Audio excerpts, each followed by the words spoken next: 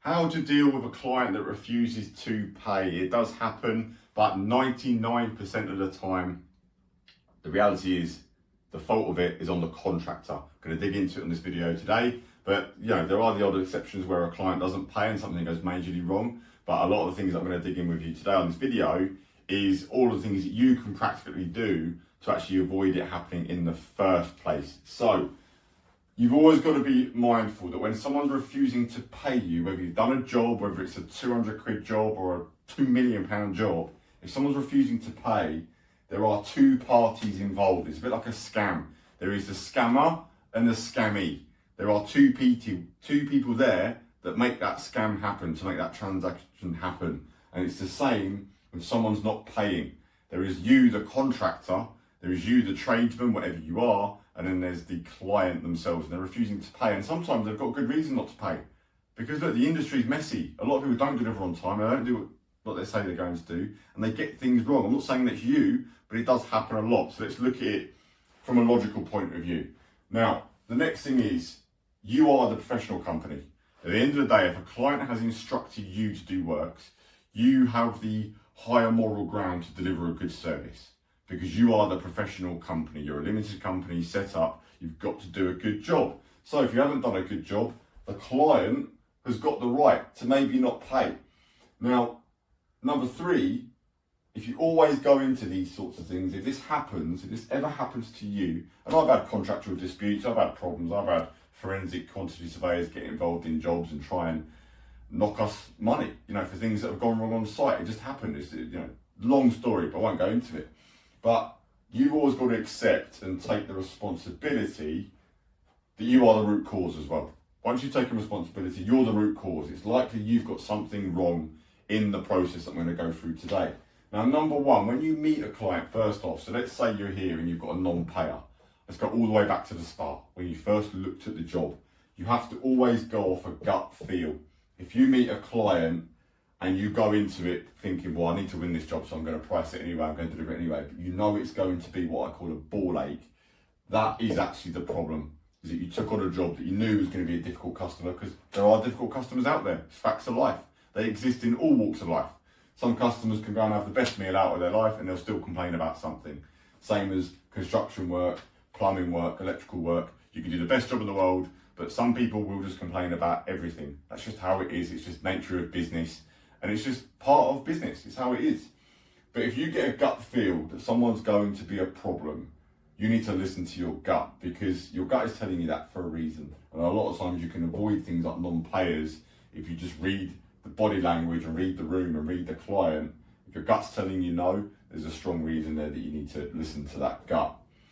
But next, what you always need to do is a background check on all your clients. Now, this is very common in commercial, where you do things like credit checks, you check a company out on the company's house, you see who the directors are, you see if they've filed their accounts, you see if they're on top of everything, because, if you're doing a big fit out, for example, for a commercial client, and they're not financially sound and their credit report says they're in trouble, you don't want to be doing work for this client, because it's likely it could end up in them not paying you because they're actually going to dissolve the company or go bankrupt or go pop, whatever.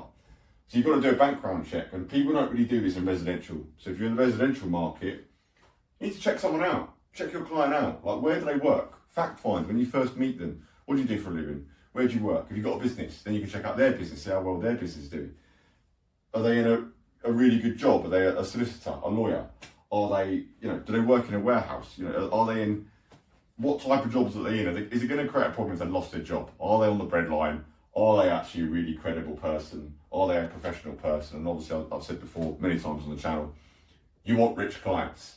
So if you're going into a large job, let's say it's a £250,000 job, and it's a client that you get the feel, well, I think they're a bit risky, they haven't really got the money, maybe they're remortgaging up to the hilt to be able to afford things that they can't really afford, and they're trying to squeeze and squeeze and squeeze, and that's going to end up in them not paying you at the end. You've got to look out for this stuff at the front end. Before you even agree to quote it, check it out, suss people out, because this is what's expensive. It's this cost of not listening to your gut and doing a background check on people that can lead you into the result of not having people pay you at the end. But then if you've done that part, you've checked out the person, you think they're cool, you like them, you've done a bit of a background check, they've got a decent job, they're stable, you then get to the point where you quote, and this is where you have to list out your quoting terms as well. It's not just about your price. You've got to clearly put out your terms within your quote, and you've got to have the conversation about money.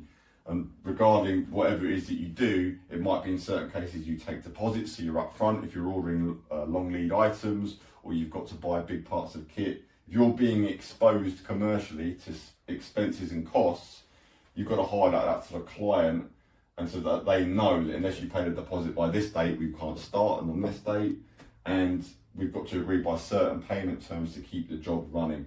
Having that conversation at the front will save you probably most of these problems anyway. Just having a decent, open, honest conversation. But again, the industry don't do it because you're so busy, but it ends up costing you more time later on. So it's something that you need to spend time on and have that conversation so that it doesn't lead you into problems later on down the line. But you've got to list out your terms. You have to do that. So it's very clear. You haven't just given a one-line quote. You've given a full breakdown. This is the cost. We would need a deposit payment of this. Payment 2 will be due here. Payment 3 would be due here. Payment 4 here. And if those payment terms are not met, there will be delays on sites. There will be incurred costs.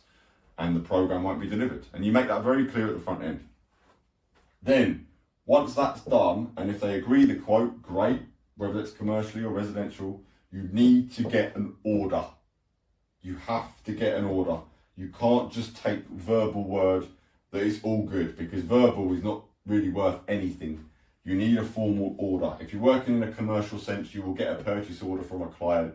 They will send you a document that outlines your quotation, the terms, and an order for that quote. But from a residential client, the best way of minimising your risk on this is, well, one, getting an email saying, yeah, I accept the quote on the terms and conditions, or an even better way is having a quoting system that allows the client to sign, put their signature onto your quotation, so that is your legal standpoint that they've agreed to those terms. That's the best way of minimising that. There's certain softwares out there that you can do that, and you get a firm order. So you've got something in writing saying, right, I will pay you this if you deliver this, this and this. And as long as you hold up your end of the deal, you deliver the job, you're on time, you're on programme, things are going well on site, they have to fulfil that part of the order as well. And then you're covered, you're covered, you're in a good commercial setting. Then you've got to stick to your invoicing and valuations. I know that this industry miss invoicing deadlines, they miss valuations. And if you miss a valuation by a day, if that was part of the contract, and let's say you've got to do a valuation by the 31st and you miss it, then the client is in perfect line to then wait until the next month to do the valuation, or pay you on the next payment terms because you haven't done your paperwork, you're not on board with what you said you were going to do. If you're not following your own terms, the client's got full control, because they're not going to chase you for an invoice. It's just the way the world is. They're not going to go, oh yeah, your terms said you're going to invoice us on the 31st and you didn't. They're going to say, happy days, we'll pay a bit later. We get more time to pay. They're not thinking about it from your point of view. You've got to run it as a business and stick to those terms and be professional. And then lastly, the point I wanted to make out is that normally, if someone doesn't want to pay, it's because of variations, the V-bomb, costs that have arisen on site that haven't been handled correctly.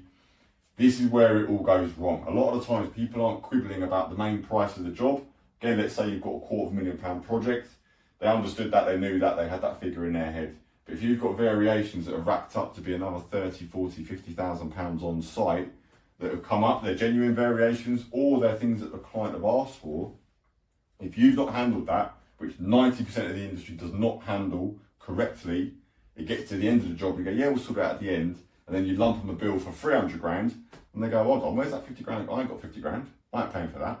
And then where does that leave you? Because you've delivered the work and you've done it, and you've not communicated correctly. So variations, what you must do without fail is that the minute you find something on site that's wrong, that's not to spec, that wasn't there when you looked at the job, complete unknown, let's say you found a drain in the ground that no one would have known that was there unless you started digging, you have to submit a cost to the client the same day.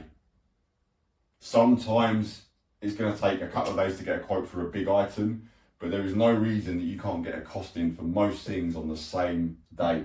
You've got to communicate to the client at least. If you find something that comes up on site, you need to communicate in writing and verbally and say, just to let you know, we found this problem, like the drain, for example. There will be an additional cost because no one would have known it was there. I will get the price back to you later today or tomorrow by the latest, and I will need a written acceptance of that variation. But you would have talked about your variations in your terms as well, and in that meeting when you were talking about money. You have to talk about this stuff because people don't understand it. They don't know. They think you just know what you're doing, and they think, well, you should have known there was a drain there. When obviously me and you know that you wouldn't. You don't know until you dig and take stuff back sometimes. It's just how it is. So you've got to price the variations on the go and get acceptance before you proceed with them. Sometimes there will be occurrences where you are, like if you found a drain, you're already digging, you've got guys on site, you've got to carry on work because you're already there, you're doing it. That's why you've got to action it as quick as possible. But if a client asks you for an extra, or you see a problem coming up, get in front of it right now. Cost it right now, get written approval, and get a yes or a no to get that work done.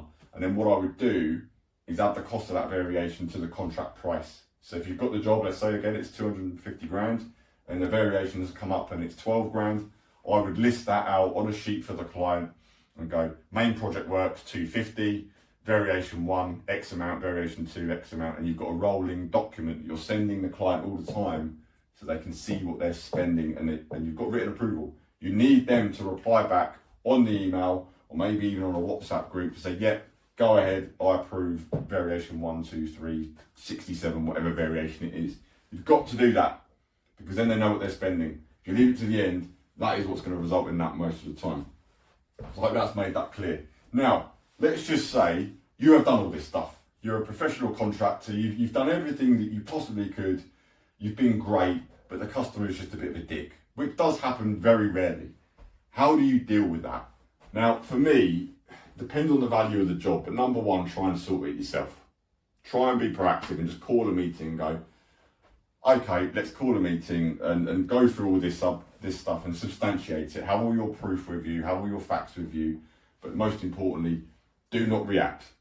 Don't turn into an angry person, don't turn into a miserable person, don't turn to well, fucking I've done this and I've done that, and just be cool, just relax. Like a lot of the times, just a good conversation can sort things out. But if you react, then they react, then they go, well, you're not welcome around here, never come around to my house, I don't want to see you ever again. You get nowhere, you get landlocked. You want to try and sort it out yourself and be proactive in doing that. You also want to write things in writing and get proof, and if you put an invoice in and the clients refuse to pay it and that invoice date has gone past, you need to write an email saying, like, just a polite notice, you've missed your invoice date, please confirm when you'll make payment, and substantiate that, because if it does go to legal, you need to provide all that proof. Because the first thing that the legal person's going to do, a solicitor's going to do, is go, where's all the facts? Give me what you've got. You're going to have to present a whole big folder. And I've done this. Like I said, I've had a job where it's gone to a forensic QS, basically from a subcontractor, and we had to compile a folder like that and go through meeting after meeting after meeting, substantiating costs and issues on site and problems. And it's just a total ball ache. And you've got to have all your facts and be professional within it. And it takes time, and this is the thing it comes down to. If someone owes you, if someone's refusing to pay you £5, let's say, you've been really good yourself, you've tried to be diplomatic, you've been professional, and they're just refusing to pay, you've got to make that decision of going, well, you're probably going to pay £1 to £2 in legal fees just to get started for someone to look at it properly from a solicitor's point of view. It's going to drain you for 3, 6, 9 months. It's going to take a lot of your time, which has got a cost. If it's taking hours of your time weekly going after trying to get £5 back, you might even be at a point where you go, do you know what, just forget it and just wipe your mouth and move away, or agree for them to pay you, for argument's sake, £2 just to cover costs and just walk away. It's not nice, it's not great, and the ego inside of you will go, no, fuck them, I'm going to take them to court and I'm going to get every penny even if it costs me money. But it's just draining you of energy, and is it even worth it? For me, as I've got a bit older and a bit wiser, probably not. You're probably better off moving on and just getting away from it. If you know that you've done everything right. I'm talking on that basis that you know you've done everything right. If the client's got a genuine reason, then that's a different matter altogether. But for a bigger job, and this does happen, companies do go bankrupt. Even the companies that you checked out, or the clients you checked out, things happen. You might have a really good client, but they have a heart attack, or they have a death in the family, or their company does go bust. Something major happens, or a COVID happens, some major affair that no one would have known about, and you've genuinely got into a problem. then you've got to go legal, you've got to get legal advice, and you've got to minimise all your costs, you've got to stop on site, you know, and it's going to be an absolute nightmare, which I can't go into that too much because that's just such a complicated topic. But you've then got to go legal and get a professional team on board, but it's going to cost you money to do that. It could cost you a lot of money. If it's a big job, you could be spending 20, 30, 50 grand on legal fees and all sorts of things to claim on a big job. But the main point with this video is that making sure that you do the right things first, because if you're at this point, it's likely you've done something wrong. That's just the reality of it. And I know that from being in the industry for nearly 20 years and actually coaching and mentoring a lot of business owners as well, problems that they've had. And I've run into this problem a couple of times, and it's normally the sloppy business owner that runs into those problems. Good business owners don't really run into these problems unless it's a freak event that was just completely out of their control. So I hope you found that useful, guys. I hope it's been a good video. If you'd like more free content, I've got a podcast called the Construction Entrepreneur Podcast. Loads of free content. I say it how it is. I say it quite raw on the podcast. I swear quite a bit. Just say it how it is. The link below. Check it out, and I'll see you in the next one. Bosh.